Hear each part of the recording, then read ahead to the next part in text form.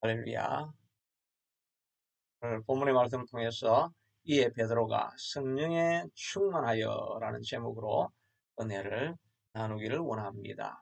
그럼 우리 사도행전 4장까지는 예수님의 부활이 일어나고 난 이후에 여러 가지 놀라운 사건들을 기록해 주고 있습니다. 오순절 성령 강림을 통해서 각 사람의 머리 위에 성령이 강력하게 임하더니 각 사람이 방언으로 말하는 역사가 일어나게 됩니다. 또 베드로가 설교하니까 3,000명이나 수천 명의 사람들이 예수를 믿고 돌아오는 많은 교윤들이 생기는 역사가 일어나면서 가정교회가 세워지게 됩니다. 가정교회마다 성령이 충만하니까 자기의 있는 것들을 다 팔아서 가난한 자들에게 나누어 주거나 서로 물건을 통용하는 정말 아름다운 믿음의 공동체가 되니 세상 사람들이 다 칭송하는 역사들이 일어납니다. 그런 가운데 여러 가지 이적들이 일어나고 그 중에 하나가 40평생 태어나면서 안전뱅이가 되었던 그린이 고침을 받고 미문에 앉아 있다가 이제는 성전 안으로 들어가서 뛰며 달리며 하나님의 이름을 찬송하는 놀라운 역사가 일어나게 됩니다. 그러니 수많은 사람들이 와서 어찌 이런 기적이 일어났는가라고 이렇게 놀라고 있는 그런 상황이 일어나니까 베드로가 이 일에 대해서 또 예수 그리스도의 죽음과 부활에 대해서 설명을 하기 시작을 합니다. 그런데 이렇게 점점 좋은 일이 많이 일어나고 하나님 나라가 확장이 되어지고 이러면 꼭 반대하는 세력들이 일어나게 되지요. 우리도 그전에는 어둠과 죽음의 그늘 가운데 살아가던 영혼이 이제 새 힘을 빛을 바라보고 희망을 가지고 믿음의 삶을 살아가려고 하고 주변에 점점 하나님의 나라가 확장되어지는 이런 역사가 일어나기 시작할 때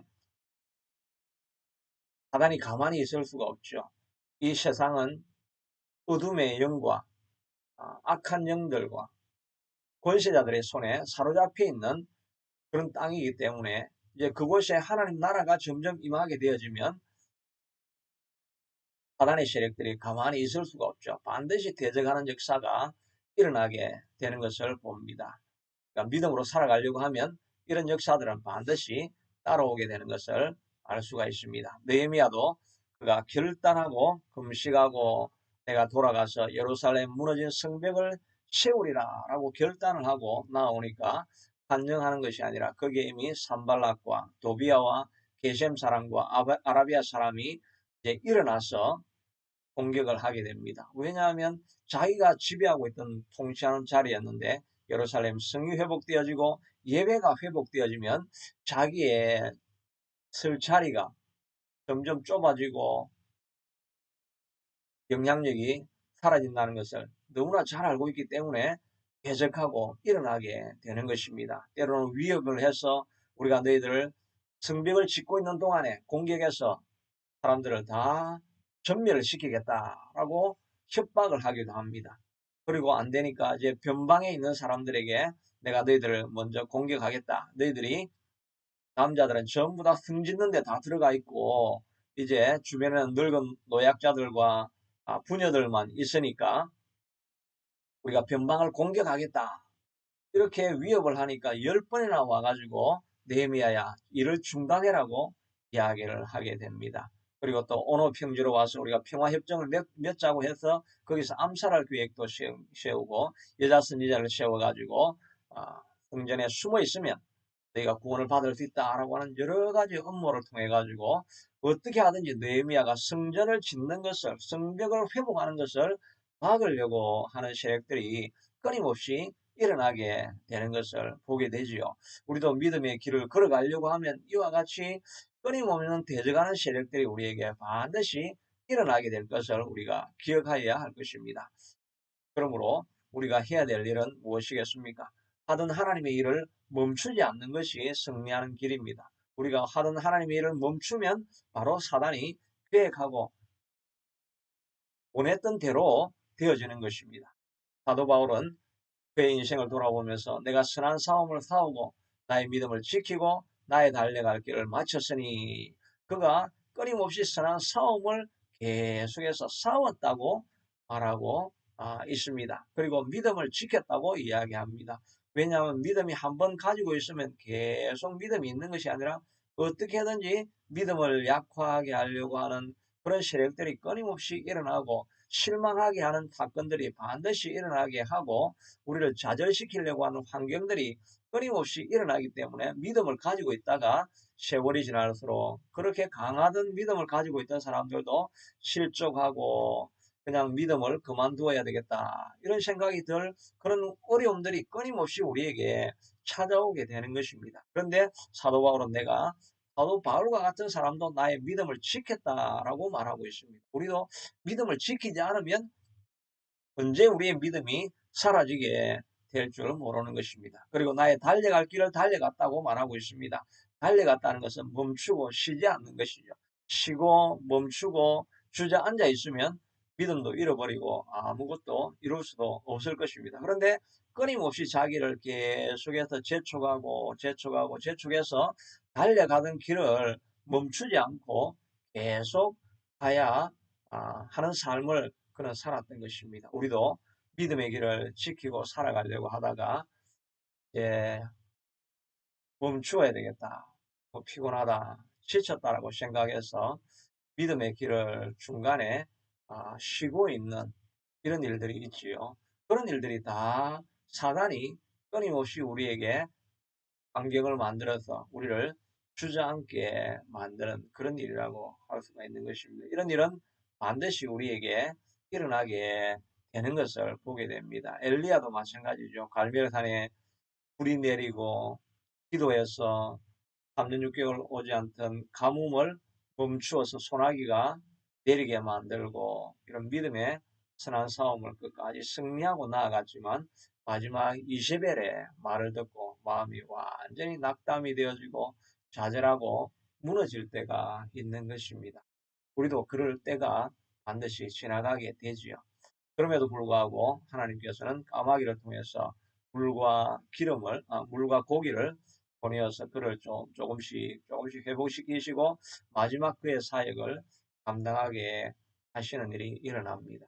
믿음의 길을 걸어가려고 하면 하나님 나라를 확장하고 또 주의 교회를 세워가려고 하고 이렇게 하다 보면 이렇게 해도 될 수 있겠나 그런 낙심하는 생각이 들게 만드는 그런 순간들이 꼭 찾아오지. 그래서 예수님도 그것을 아시고 저희가 항상 기도하고 낙심치 말아야 될 것을 비유로 하여 가라사대 그렇게 비유를 들어서 말씀하고 있죠. 항상 기도하고 낙심치 말아야 돼. 낙심하는 때가 반드시 온다는 것입니다. 그때 멈추지 않고 계속 나아가기를 하나님께서 원하시는 것입니다. 우리가 히브리서에서 우리가 선한 믿음의 씨를 뿌리러 나아가다가 포기하고 멈추지 아니하면 때가 이름에 거두리라. 포기하고 멈추지 않아야 때가 되면 열매를 얻게 되는 일이 있게 된다 하는 것입니다. 그러므로 이런 멈추게 하는 일에 우리가 주저앉지 않아야 할 것입니다. 우리가 코로나로 말미암아서 우리의 신앙에 많은 요소들이 연약해져 있는 그런 부분들이 있죠. 그런 부분들 가운데서도 우리가 멈추지 아니하고 다시 한번 일어서서 계속해서 달려갈 수 있게 되기를 바랍니다. 스룹바벨의 성전을 짓다가 아닥사스다 왕의 조스가 내리니까 이렇게 되는데 우리가 어떻게 계속할 수 있겠습니까? 이렇게 생각을 했지만 그러나 학계와 스가랴가 오니까 그 조서를 다시 한번 살펴보라고 말하고 고레스 왕의 조서를 살펴보니까 자주 지어라고 하는 그런 명이 떨어지기도 하는 것입니다. 그러니까 우리가 성을 짓다가 하나님 나라를 세워가다가 멈추지 않는 것이 우리가 꼭 필요할 것입니다. 멈추려고 하는 세력이 우리를 짓누려고 할 때 앞으로 계속 달려나갈 수 있게 되기를 바랍니다. 오늘 본문은 바로 이와 같이 이제 안전뱅이가 일어나고 기적이 막 일어날 때 배져가는 세력들이 공격하는 그런 내용들을 담고 있습니다. 그것들을 우리가 어떻게 이겨나가게 되는지 본문을 통해서 우리가 살펴보기를 원합니다. 1절을 읽어보면 사도들이 백성에게 말할 때에 제사장들과 승전 맡은 자와 사두개인들이 이르러 이렇게 말하고 있습니다. 제사장들 그리고 사두개인들 이런 사람들은 다 그 공회원들이지 않습니까? 그 당시에 가장 권세가 있는 사람들이라고 할 수가 있습니다. 그리고 나서 나중에는 다시 5절, 6절에 보면 이튿날 관리들과 장로들과 서기관들이 예루살렘에 모였는데 대제사장 안나스와 가야바와 요한과 알렉산더와 및 대제사장의 문중이 다 참여했다고 말하고 있습니다. 뭐, 그 당시에 모든 권력자들이 다 모여 있던 거지요. 이 종교 지도자들, 제사장들은 그냥 종교적인 역할만 감당하는 것이 아니라 그 시대는 입법, 행정, 모든 정치적인 권력을 다 가지고 있는 사람들이 제사장들이었죠. 마치 중세의 교황과 같이 황제가 교황 앞에 무릎을 꿇고 교황이 정치권과 또 종교권 모든 것을 통괄하고 있는 것처럼 가장 권세 있는 세력들이 바로 이 대제사장, 가야바, 안나스, 또 사두개인 이런 사람들이었죠. 이런 사람들이 온 문중이 다 모여 있는 앞에서 베드로가 서 있을 때 그에게 얼마나 많은 두려움이 있었겠습니까? 그들을 이기는 것은 거의 불가능하게 보이는 그런 상황에 처한 것입니다. 우리가 믿음의 길을 걸어가려고 하면 바로 이런 세력들이 우리 앞에 막아서고 있는 것입니다. 대제사장, 가야바, 안나서, 사두개인 모든 정치 지도자들이 왕권을 가진 자들이 앞에 서서 그 길을 막으려고 하는 것을 볼 때마다 야 우리가 이 일은 도저히 뚫고 갈 수 없는 길이구나라고 주저앉게 만드는 그런 환경들이 우리에게 늘 있습니다.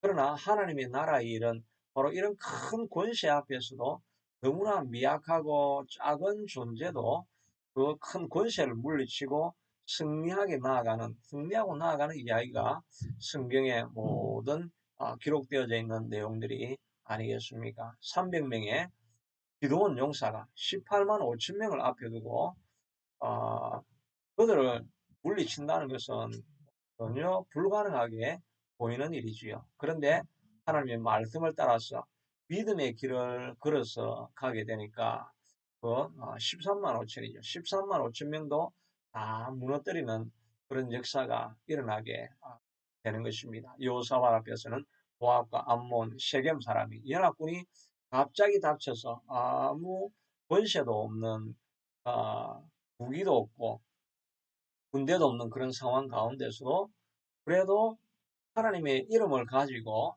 여호와는 선하시며 그의 인자하심은 영원함이로다 라고 선포하고 나아갈 때 그 많은 적들이 자기들끼리 서로 자멸하는 역사가 일어나서 승리하는 일들이 일어나게 되는 것입니다. 우리 앞에 감당하려고 하는 일들이 마치 이런 큰 권세들 앞에 있는 것처럼 넘어설 수 없는 것 같은 그런 상황이라 할지라도 그래도 우리가 성경 안에서는 주님 안에서는 그런 것 세력들을 물리치는 역사가 있다는 것을 기억할 수 있게 되기를 바랍니다.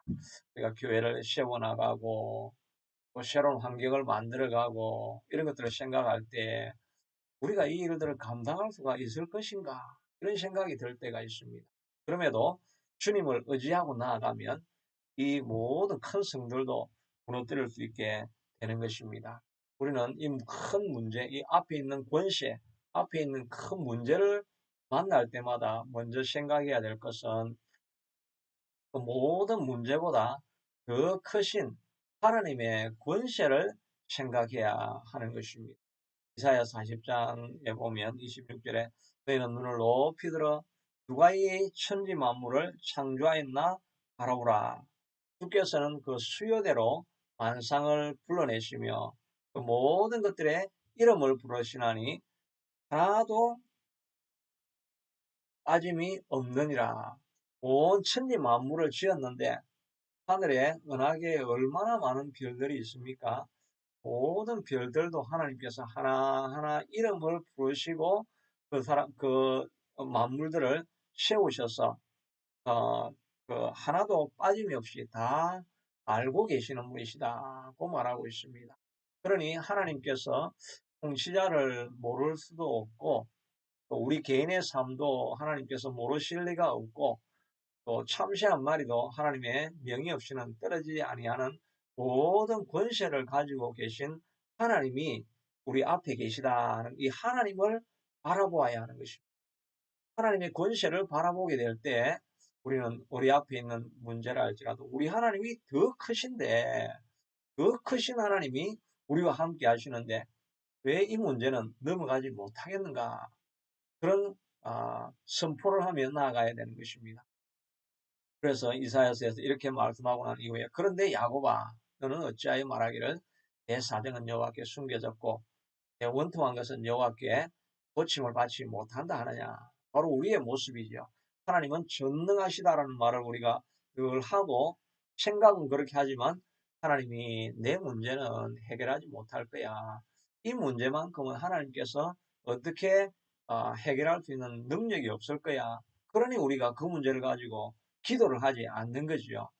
질병의 문제가 무엇이든지 하나님께서 이기지 못할 질병이 있겠습니까? 재정적인 어려움이 있다 할지라도 하나님께서 부으시지 못할 만큼 큰 재정의 어려움이 있겠습니까? 관계의 문제에 있어서도 모든 것들도 하나님이 고치지 못할 문제가 전혀 없는 것입니다. 그런데 우리가 하나님의 권세를 바라보기보다는 문제를 바라보고 있으니까 이 문제는 안 될 것이다 생각을 하고 지레 포기를 하고 우리가 아예 하나님 앞에 기도하지도 않는 것이지요. 그때 하나님께서 기뻐하지 않는 것입니다. 내가 이 천지 만물을 다 지었고 하나하나들 다 이름을 불러서 하나도 빠짐없이 다 기억하고 있는데 왜 너의 문제를 가지고 내 앞에 부러지지 않느냐라고 하나님께서 말씀하시고 있는 것입니다. 우리는 문제를 바라보기보다는 더 크신 하나님의 권세를 바라보고 나아가야 되는 것입니다. 다윗이 바로 이렇게 싸웠지 않습니까? 앞에 있는 골리앗을 바라보는 것이 아니라 너는 칼과 창과 단창으로 나오지만 나는 내가 모욕하는 이스라엘 군대 하나님의 이름으로 나아간다. 전쟁은 여호와께 속한 것인즉 그가 너를 오늘 내 손에 붙이시리라. 내가 싸우러 가는 것이 아니라 내 뒤에 더 강력하신 천지를 창조하신 하나님이 나와 함께 한다. 이런 믿음의 눈으로 하나님을 의식하고 하나님의 임재의식 가운데 있으니까 골리앗도 전혀 두려워할 것이 없는 존재가 되더라 하는 것입니다. 바로 베드로가 이 큰 사두개인과 제사장의 문벌 모든 가문들이 다 동원되어 있지만 그는 그보다 더 큰 하나님을 뒤에 모시고 있으니까 하나님의 임재가 충만한 성령의 충만한 상태에 있으니까 그들이 뭐라고 하든지 간에 그 앞에서 베드로는 담대하게 선포하는 모습을 보고 있는 것입니다. 그러니 우리는 문제를 당할 때마다 하나님을 기억하고 하나님의 권세를 더 바라볼 수 있게 되기를 바랍니다. 모세도 마찬가지였겠지요. 홍해를 바라보고 있으니까 또 뒤에서 쫓아오고 있는 애굽의 군대를 바라보니까 그 마차를 타고 기병들이 달려오고 있는 최첨단 군대를 바라보고 있으니까 우리는 죽었다 이런 생각들이 많이 들었을 것입니다. 그러니까 모세가 백성들을 보고는 조용히 하라고 하면서 자기도 하나님 앞에 불평을 하고 있습니다. 하나님 우리가 죽으려고 여기 왔습니까? 도대체 여기 무슨 길이 있습니까? 홍해에 뒤에서는 기갑 부대가 오는데 어떻게 하란 말입니까? 그렇게 하니까 하나님께서 모세에게 이러시되 너는 어찌하여 내게 부르짖느냐? 여기서 부르짖느냐는 말은 내가 왜 내게 기도하느냐 이 말이 아니죠. 왜 내가 불평불만하면서 울고 있느냐 이 말입니다. 이스라엘 자손에게 명령하여 앞으로 나아가게 하고 지팡이를 들고 바다를 위로 손을 내밀어 그것이 갈라지게 하라. 모세가 이런 일은 상상도 못했을 것입니다. 그런데 우리 하나님은 이미 애굽에서 10가지 재앙을 통해서 하나님의 전능하심과 능력이 어떠하신 것을 보여주지 않았습니까? 그러면 그 능력을 따라서 하나님은 홍해도 가르시리라. 이 하나님을 바라보고 있어야 되는데 그냥 홍해를 가르치는 하나님을 바라보고 있어야 되는데 홍해를 바라보고 앞뒤에서 오는 기갑부대, 철갑부대만 바라보니까 절망하고 낙심할 수밖에 없었습니다. 어떤 상황이든지 우리는 주님의 권능을 바라보고 주님의 주실 힘을 바라보고 앞으로 전진하는 우리가 될 수 있어야 할 것입니다.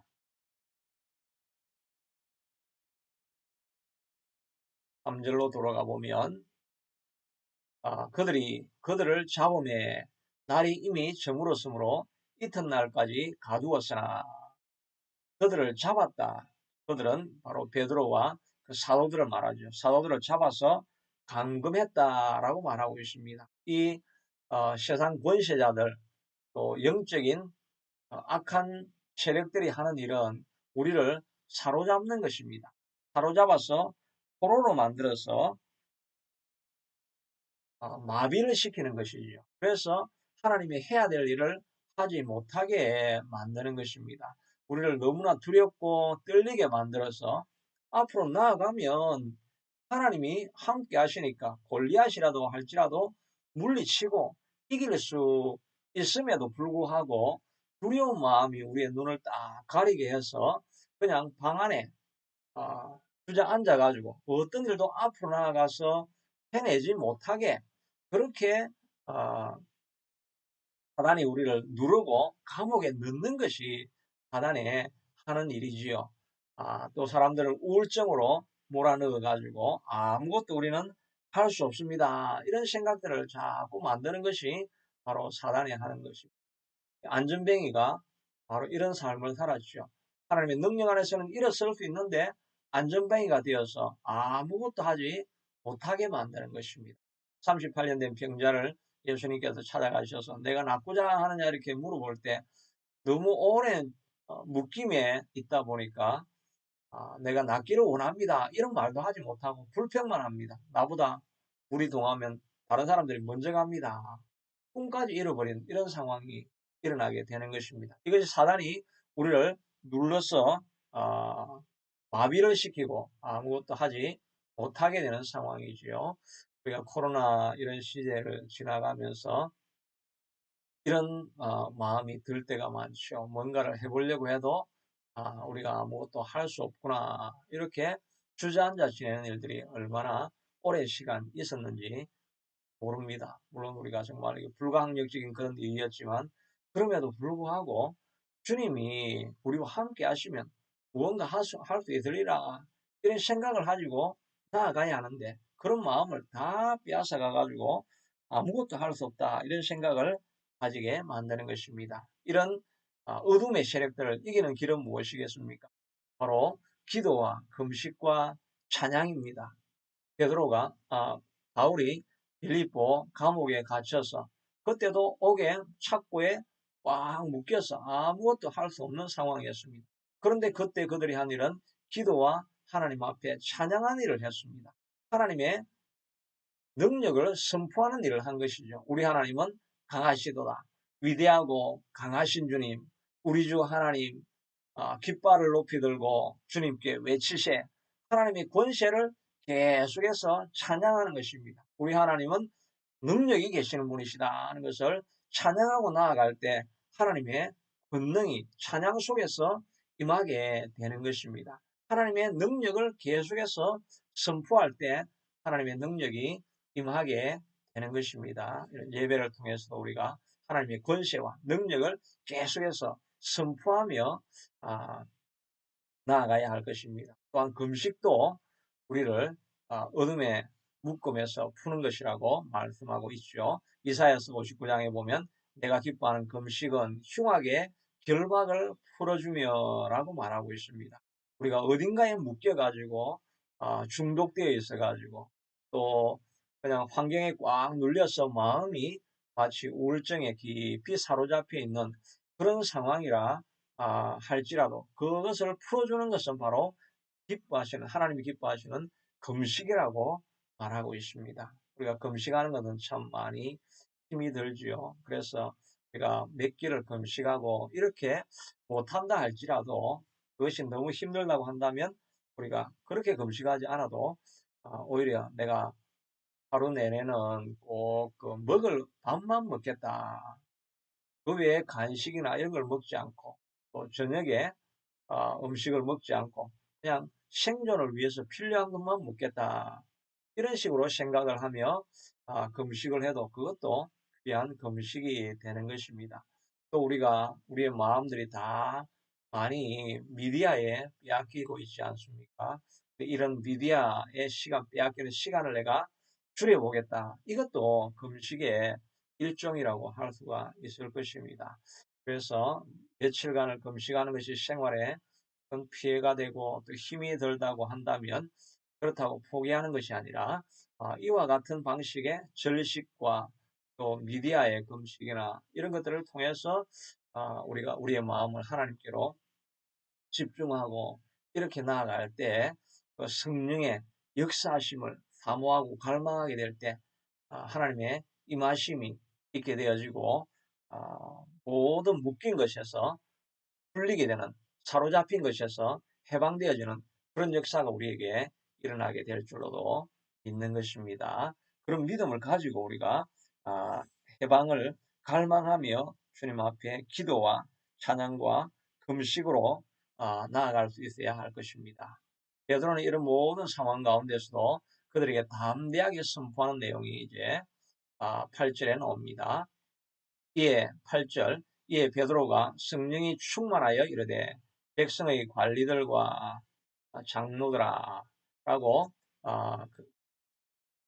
선포하게 됩니다. 제가 앞쪽에서는 좀 화면이 아니고 성경 본문을 많이 띄워놓고 있는데요. 베드로가 이 모든 권세들 앞에서 담대하게 백성의 관리들아 장로들아 라고 이렇게 선포하게 됐던 것은 그가 성령에 충만하였기 때문이라고 말하고 있는 것입니다. 우리도 이런 어둠의 세력들에서 이기고 뛰쳐나가서 일어나라 빛을 발하라 이런 내 빛을 얻고 여호와의 영광이 내 위에 임하였느니라고 말씀하는 것처럼 일어나서 빛을 발할 수 있게 되기 위해서는 우리 힘으로는 가능하지가 않죠.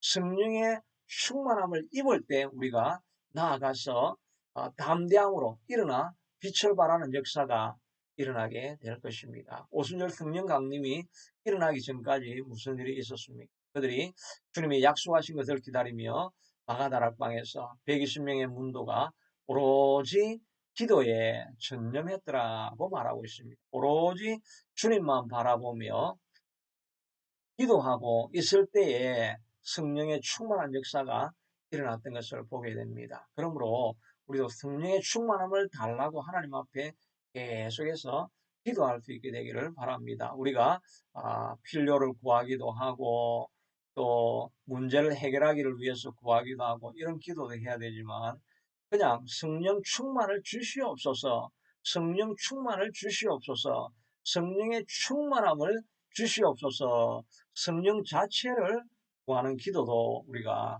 하는 것이 필요합니다. 그때 정말 성령이 우리를 충만하게 채워지게 되면 우리의 죄를 다 불태워 버리고 강력한 능력의 역사를 우리가 경험하게 되는 것입니다. 성령의 충만을 위해서도 기도하는 것이 필요한 것입니다. 우리가 이렇게 기도하여 가려고 하면 여러 가지 사단은 끊임없이 우리를 방해하고 장애하는 것을 보게 됩니다.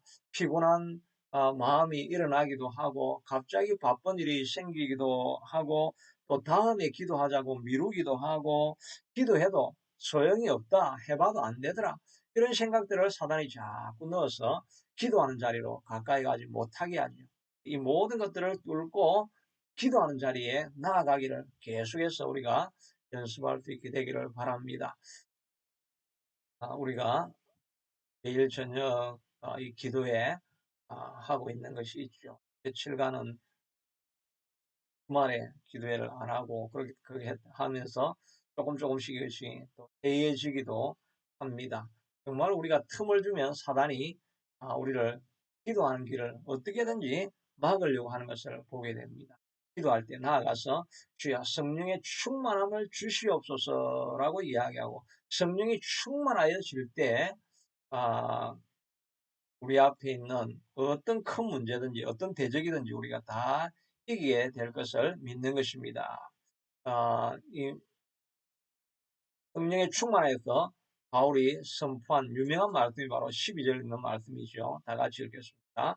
다른 이로서는 구원을 받을 수 없나니 천하 사람 중에 구원받을 만한 다른 이름을 우리에게 주신 일이 없음이라 하였더라. 유명한 말이죠. 오직 구원은 예수 그리스도로만 온다라고 말씀하고 있는 것입니다. 이것은 우리의 영적인 구원, 영원한 천국에 대한 구원은 오직 예수님밖에 없습니다. 라고 하는 그런 말씀도 당연히 그 말씀이 주된 말씀이기도 하고 또 우리 이미 믿은 신자들의 입장에서는 우리의 삶의 구원은 다른 곳에서 오는 것이 아닌 것입니다. 바로 예수 그리스도에게서만 이 구원이 우리에게 임하게 되는 것입니다. 우리가 예수 그리스도만 의지하고 주님의 이름만을 구해야 하나님의 역사와 구원하심을 볼 수 있게 되는데 우리의 마음이 늘 양쪽을 취하게 되죠.